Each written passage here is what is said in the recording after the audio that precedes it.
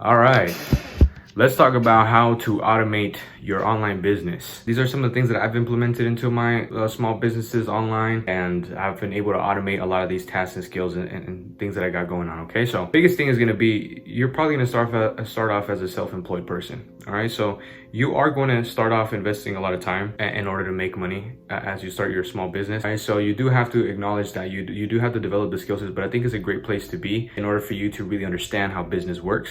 And that way you can start delegating and hiring people to do certain tasks for you and stuff like that. And at that point, you can start operating a little bit more as a big business. You might not hire enough people to be considered a big business, but you do have systems into place, which frees up a lot of your time and allows you to make more profit, which, you know, if you don't know exactly what that means, you're able to make more money. As a self-employed, say for example, I think one of the best self-employed businesses out there would be consultations, right? Consultations or coaching. If you're really good at something and you provide personal services, that is the quickest way for you to start making a profit. Right? Before you go and buy any product, before you go and sign up for any thing that anybody's trying to get you in, a certain system or a certain business model or whatever, before you do any of those things, and I'm not going to mention any names, any brands and stuff like that, but if it requires you to go and buy the product first, there's already a flaw in that system, because if you do not sell that product, you are at 100% loss. That means you haven't made a single dollar in profit. Now, if I have something that I can offer to somebody else, and then I'm like, I will provide this service for you for X amount of dollars, the second that I have completed the work, I already made 100% profit, right? So every single dollar made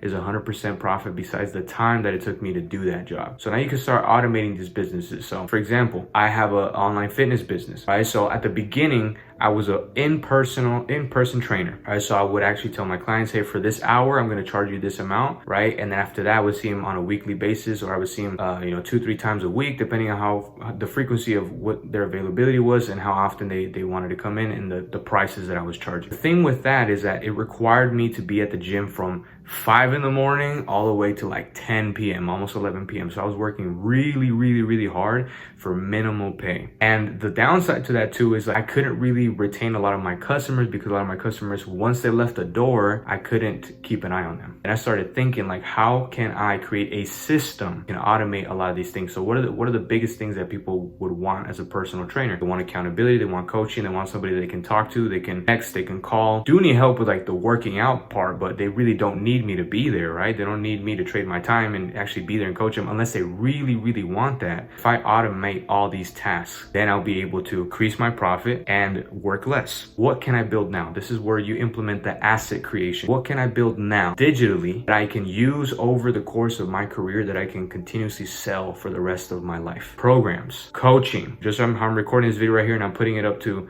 the social media platforms. This is an asset for me. This will work for me for the rest of my life. So I can reuse this over and over and put it in front of audiences over and over. It's going to continue to generate business for me. It's going to continue to generate more views for me. It's going to continue to generate more people who are aware of my brand, my face, everything that I got going on. So that's what I did with my coaching business, with my personal training business.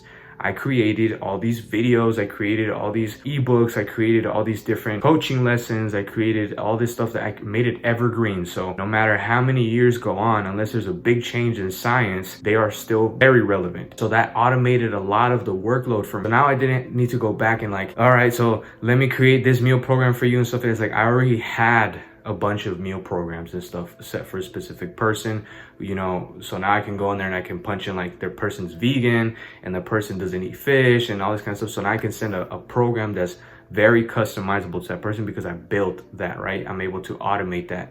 And I also have a bunch of ways that I create a system where it sends videos and coaching lessons and notes and stuff, and guidance. So that already took a bunch of workload from me. Although I didn't hire more people into my team, I can say that I hired technology, I hired AI, I hired myself, right? If I record myself like this, I've created a digital version of me that can work for me while I'm not working. So that's the important aspect of creating content. When you record yourself and you're speaking to a camera and you're speaking to an audience, you might be sleeping, you might be doing other things, you might be working on other businesses, you might be at your job, whatever it is that you're doing, but you are still on a camera. People are seeing you, right? So you are still working while doing other things. So that's the power of creating digital assets. If I was able to do that with my personal training business, which a lot of personal trainers do, at least the ones that are really thinking smart, right? You can implement that to anything that you offer, anything that you are good at that doesn't require you to physically be there. If you can